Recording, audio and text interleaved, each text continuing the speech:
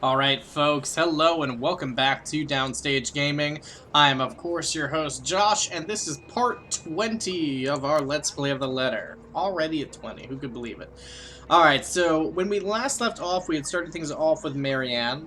We sort of saw her get the job to help out Hannah and Luke. And then we spent that night singing our hearts out at karaoke with our friends, or two BFFs. And then we ran into Luke, who we did not know is Luke yet, took Luke home with us, and then I made the decision for them not to have sex, in which case then instead he just awkwardly stayed over, and that was almost worse. And he left a note which indicated that he knew Marianne's name at the very least, which is suspicious. But we are now 2 days later. We are after the tour of the house, the day after the tour of the house. So let's see where we are here. It isn't often that I think about drinking on the job, but after meeting with the Wrights yesterday, really makes me want to break my self-imposed rules. Because first of all, fucking damn whiskey was fucking damn Mr. Wright. And to top it all off, they had somehow forgotten to inform me that they didn't own the Ermengarde mansion yet when they hired me. What sort of person does that? Ugh, rich people. You got it, Marianne. I could do nothing but twiddle my thumbs at this. However, twiddle my thumbs and wait for the go signal. It's not like I can accept other smaller projects. This is a big job. I should be ready to start on it at any time. Not to mention that my PA practically begged me to be patient and wait this out. It was a hard decision to agree, but I did so in the end. Besides, I'm doing this for the Ermengarde mansion, not for anything or anyone else. I'd have a headache whatever I do anyway. I'd go to the pub again, but seeing what happened a few days ago, I'd rather not end up in bed with another potential client. Well, if it was Hannah, I don't know. And it might be a huge leap of logic, but a library is the next best thing after the pub. That does seem like a pretty big jump, but sure, let's go with it. I have to go there anyway. Need more books for Dad. Plus, I also need to return the ones I borrowed last time. Finding a new book or two to read for myself while I have nothing to do isn't such a bad idea either. So, on a Saturday morning, I find myself going to the only library in Luxbourne to, hopefully, cool off. Cooling off sounds good. Sounds like just what Marianne needs.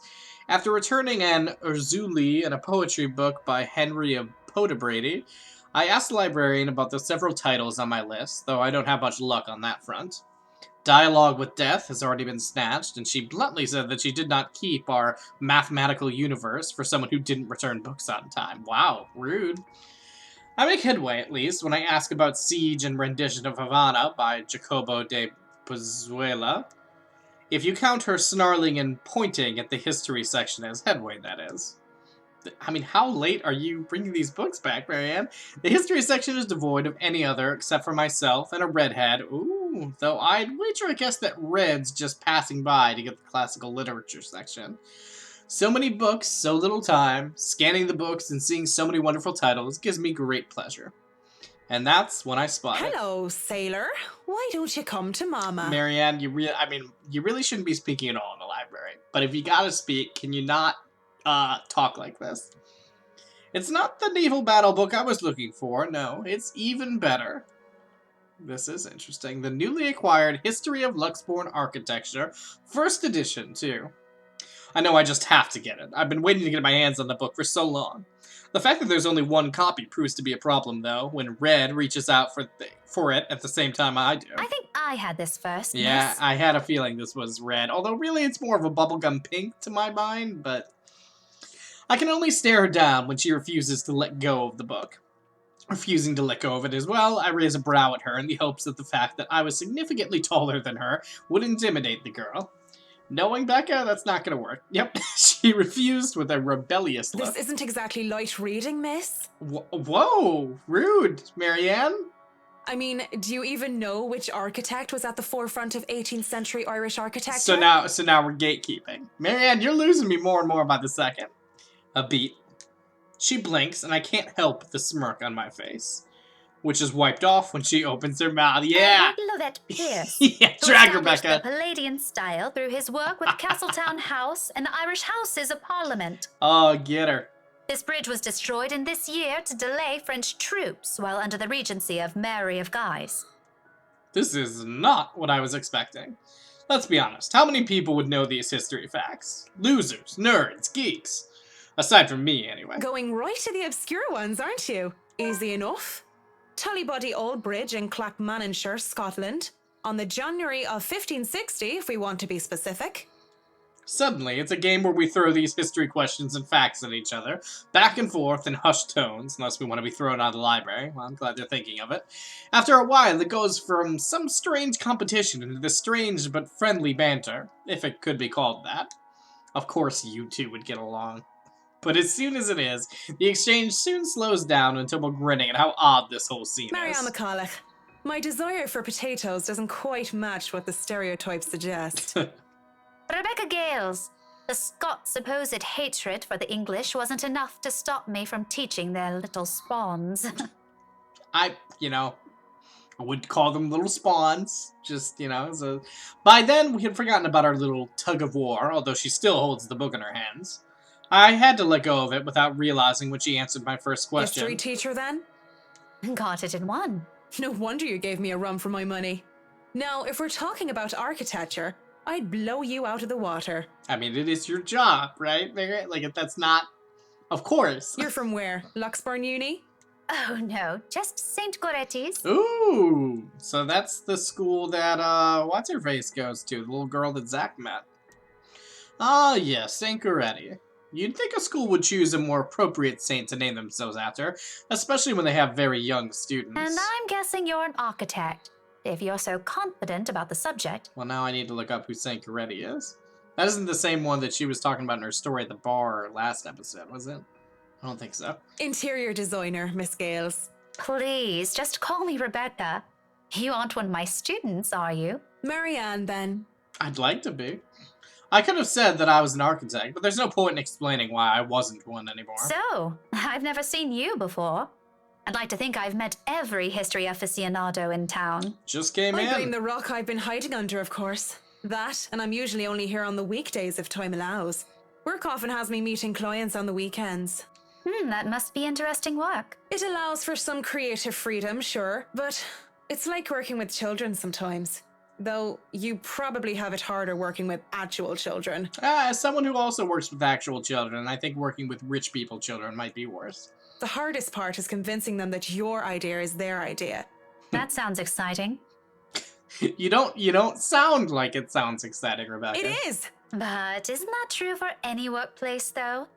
We just cross our fingers and hope there aren't any man-children in charge of important things. Any big projects right now? I can't imagine that interior designing is a frequent thing. I don't know. I mean, I bet you could get enough people, especially rich clients. I'm working on the Ermengarde mansion. Lucky me. That mansion. Intach. Wonderful. Breathtaking. I can't wait to start in it. And how do you feel about that, Becca? Now that is beautiful architecture. A pause. It looks like she wants to say something at my mention of the house. I'm not surprised. That place is certainly popular with the locals, especially with the urban legends attached to it. In the next second, though, she seems to think better of it and drops what she's about to say. So, do you have a portfolio or anything I can take a look at? I'd love to see your designs. Maybe you have some on a tablet.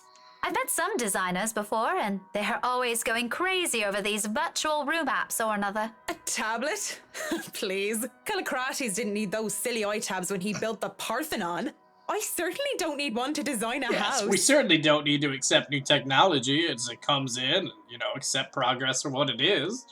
The computer back in my place is all I have. Why should I buy such an expensive gadget that will just get outdated within a year when I have it, what I have is just as functional? Yeah, fair enough, I suppose. The traditional ways had a far more personal touch, in my opinion. Not to mention, those smartphones are awful tools of procrastination. Alright, you're losing me again, Marianne. I can't even count on one hand the number of people I see going outside only to have their eyes glued to the things. Marianne just wants, if you don't just look up from your dang phones and see the world for what it is. And fuck touchscreens. They're evil things that make typing, what should have been a simple task, harder. Yes, the first time you do it, and then you learn how to use it, like anything else, Marianne. I do have an online portfolio if you'd like. I can... Speaking, or thinking, of the devil seems to have summoned it, because before I can even carry on, Rebecca's attention wanes as she pulls out her mobile. For what I can only assume is a call, she gives me an apologetic look before she's standing up and excusing herself. While farther into the aisle she goes for some privacy. I do my best to give it to her as well, trying to tune her out. Belle, is something wrong? Lunch at the coffee house? Sure, I can make it. I'm not too far. I can be there in 10. So this is the day that they meet for coffee. Yes, because this is here, right? No, it's like right after here. Didn't get a picture of that, did it? Because it's the same day that they meet the professor, just a little bit later. Is that? I can't remember. Alright, whatever. But with how quiet the surrounding is, she can't blame me if I overhear snippets of her conversation. When she returns with a sheepish look on her face, I know that our friendly chat has to be cut short. Sorry, I have to go and meet with some friends. You know, you actually met my friend. It's fine. Totally fine. No need to even apologize. I mean, we're complete strangers. Why would you owe me anything? About the book. Her embarrassment increases twofold when she realizes she's still holding on to History of Luxborn Architecture. I don't give her time to think about it, as I put a hand up and shake my head, fishing out a pen and paper from my bag along with one of my business cards. I hand them over to her. You know, I'm busy with work, so I might not even be able to take a peek at it anytime soon. You can go ahead and have it, but you'll have to ring me up when you're returning it just so I can snag it right away. Deal? She makes quick work, penning her number down and handing it back to me with a grin. Deal. Just message me during school hours, of course. I only have private conversations during school hours. You have a good day then. You too. With Rebecca gone, I'm left alone, standing in the history section. Although my original plans were simply to sit down and read a good book, a little pop quiz, if you could call it that, made the time pass by without any of us even realizing it. It was fun, and I do believe I made a new friend. Good job, Marianne.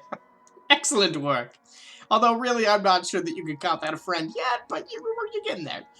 Even with the talk of lunch, however, I don't feel like grabbing a bite to eat. Is Becca... I'm just considering this now. Is Becca the most connected person in this game at this point? She's connected to Isabella, Zach, and Ashton, obviously. She's connected to Hannah through old friendship stuff, and she's connected to Marianne. We've yet to see any interaction between her and Luke yet, but...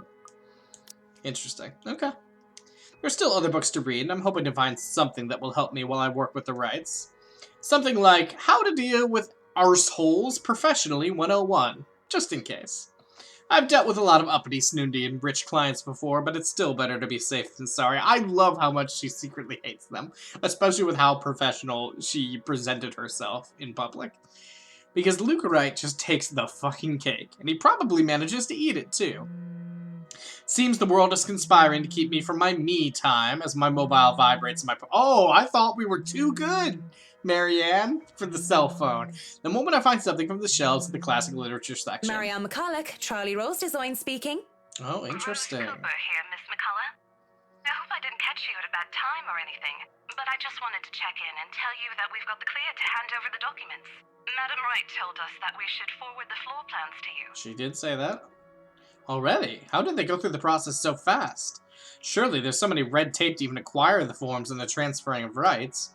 No matter how rich the rights are, it shouldn't be this quick, right? So, if I can just have your email, I'll be sending them your way. So that is interesting. Yeah, the notion that yes, they obviously have a lot of money to throw around, but even with that, it shouldn't have happened this quickly. I'd actually like a physical copy of the floor plans. Oh, I suppose that's fine. I'm not at the office right now, but I can inform Miss Santos of your request. No, I hate her. I'll make sure to drop by the office after lunch if that's fine. Not a problem. Right. Well, cheers. Right. Cheers. I don't know. I just don't. Is there some sort of deeper miscommunication when we last met? These things take time. It's been, what, a day? Less than that, even. There isn't even a point to trying to make sense of these people who seem to be larger than life. Alright, let's take a look at what we got here. Aw, that's a cute little picture of Becca there. And is this then perhaps... Do you have to rice for seeing, securing the mentions purchase? Okay, so this is around the same time then that Isabella meets with them. Because I was trying to think if that's the latest now we've seen Rose alive. And she's still got about a day left, it seems, until bad things happen. So maybe we'll see more. As it looks like I'm on the clock starting today, I might as well eat. Grabbing some fish and chips from one of the street food stalls, I find a table to spend time with a copy of Marquis de Sade's The Crime of Love, since Rebecca left with the book I wanted. I've read this one before, along with the rest of his works. This would be the 18th time, in fact. Oh, you're one of these people. Marianne, you're losing me! But it's always nice to read through it again when I don't have the time to enjoy something new. Besides, when you're dealing with people so filthy rich that they just end up plain filthy, you need the good old Marquis' sound advice. La blessure se trouvant sans aucune sorte de conséquence. Also, why can, like, everyone in the... Well, it's Europe. I was gonna say, why can everyone speak French? The wound being without any consequence. Of course, it's folly to think that things have no consequence when everything actually does. Briar Reality Corporation's Luxborn branch isn't too far off from the city center, just a few blocks away, and I can easily eat and walk. I'd rather use this time to rest before I go into a flurry of activity. No doubt there'll be so much to do once we get hands-on with the mansion. Still a lot better than working on another condo, at least. True. Surely, no matter how much BRC and the old owners put into the restoration and preservation of the place, any big repairs would be superficial at most. I'm quite certain that, in their haste to sell the property, they did a rush job.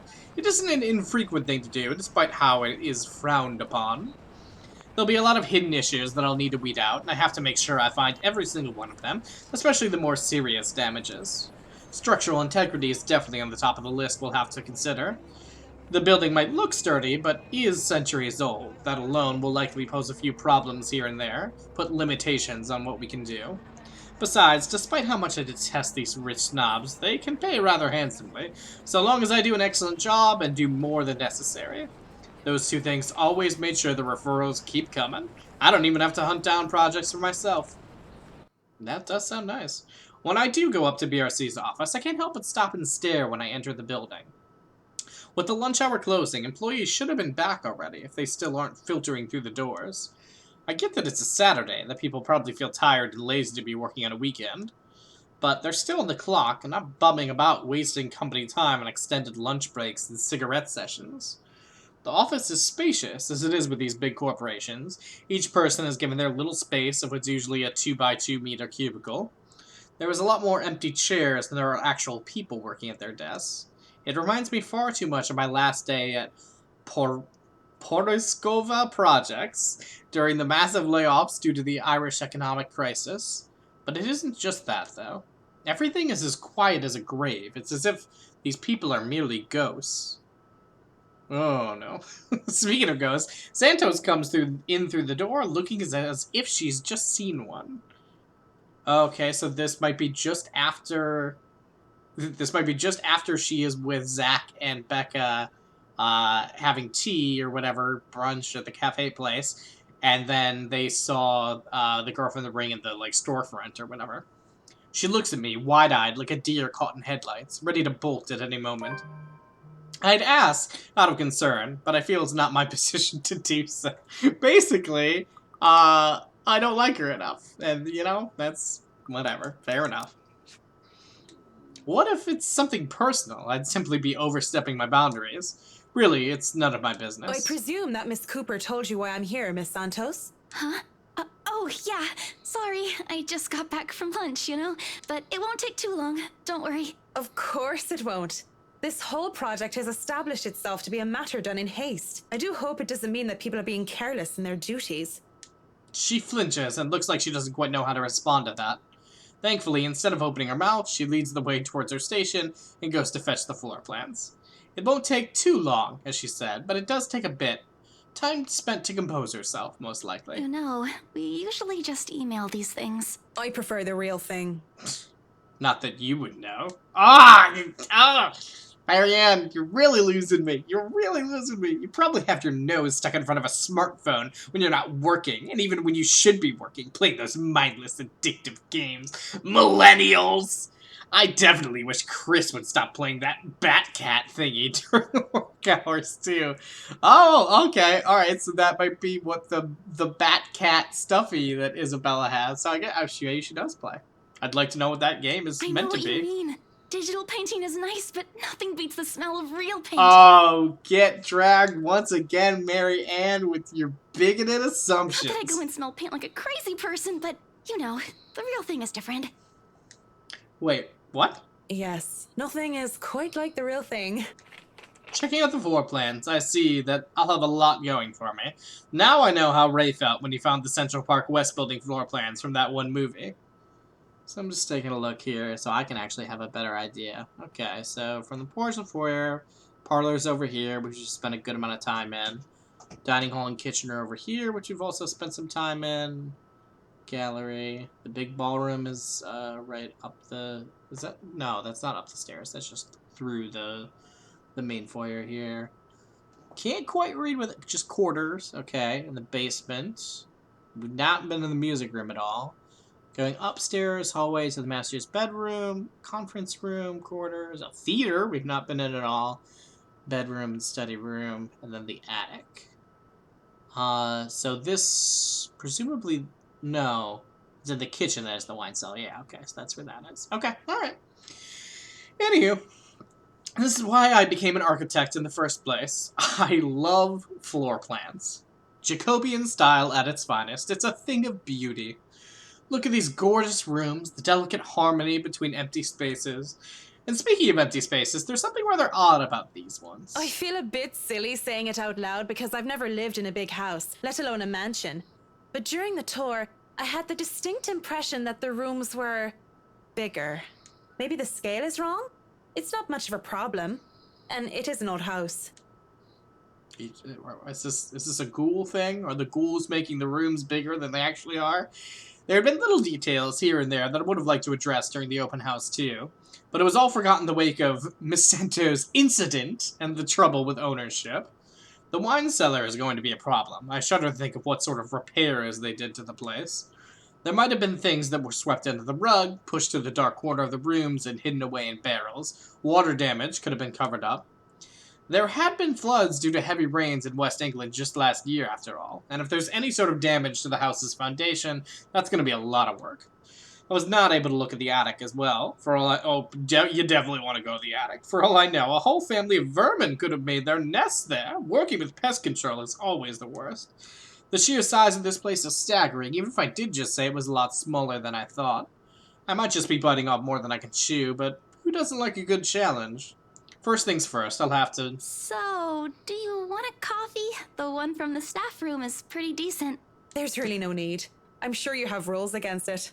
No? Rules against bringing someone coffee? That's ridiculous. And even if there were regulations against it, nobody's really here to tell Sir John. I've already brought 2 mugs, and I'm not going to drink them on my own. Come on. Aw, Isabel's so sweet. I have to stamp down my annoyance at being distracted. Marianne, you suck! Ah! Alright, you did it. You crossed the line. You suck, Marianne. Seeing the girl, the young woman, though, it looks like she has a lot on her mind. If babbling is her way of dealing with stray thoughts, I'm not really the one she should be babbling to. How should I respond?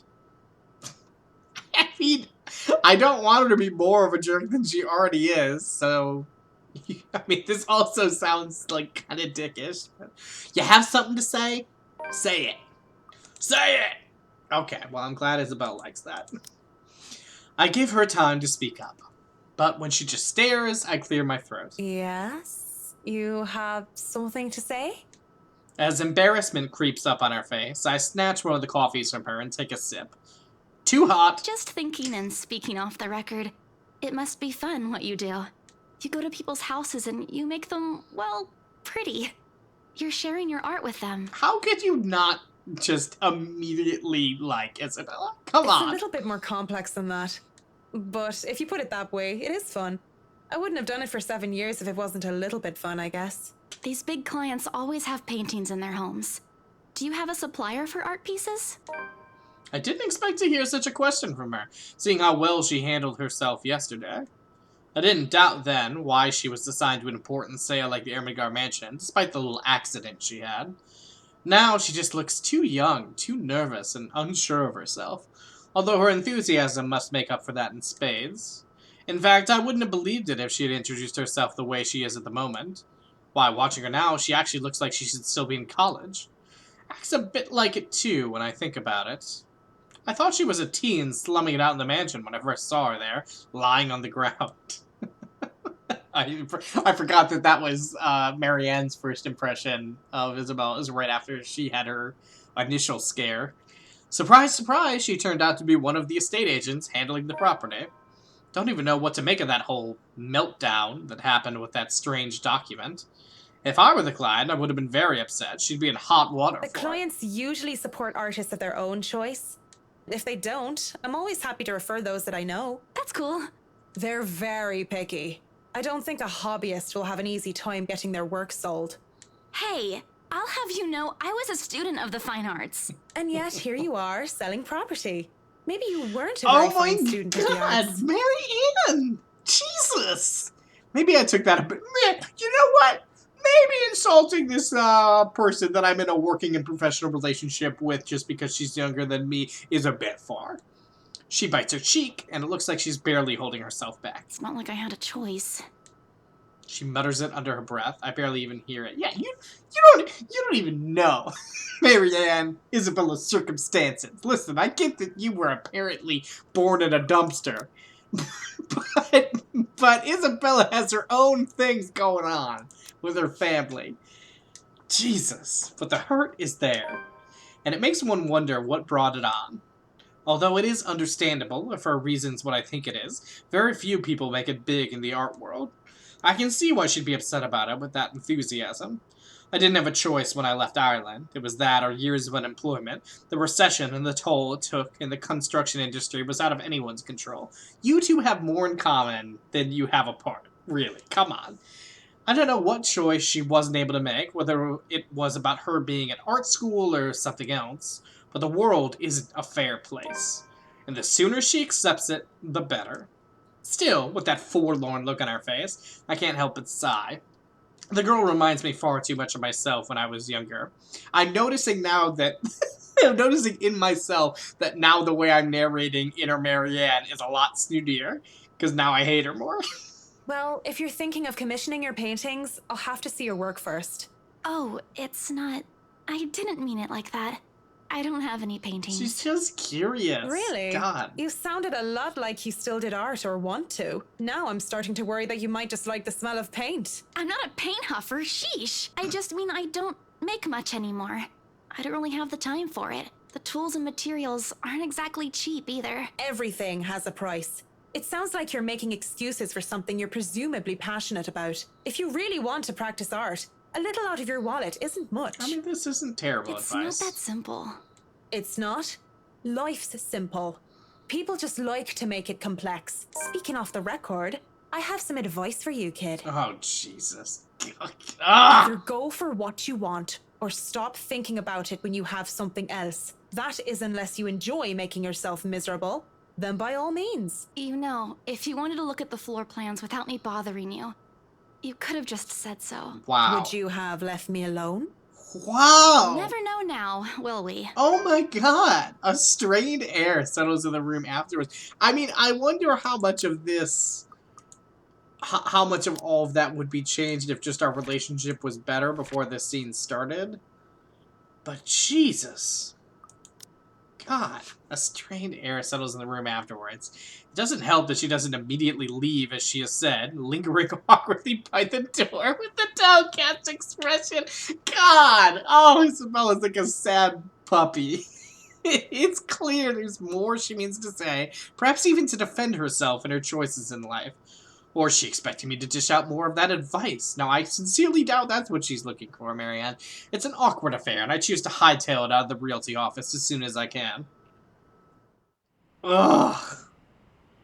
Wow, it's a Listen, that's sort of a dour place to leave it at with Marianne, but that is where we're gonna have to end things for this episode. Man, oh, one episode was all it really took for me to really kind of sour on Marianne. We'll have to see if that changes in the future or what. But Jesus. All right, well, things continue and we get ever closer to what very well may be Marianne's doom, and perhaps I will lead her toward it. But until then, this has been Downstage Gaming. I've been your host, Josh, and I will see you next time.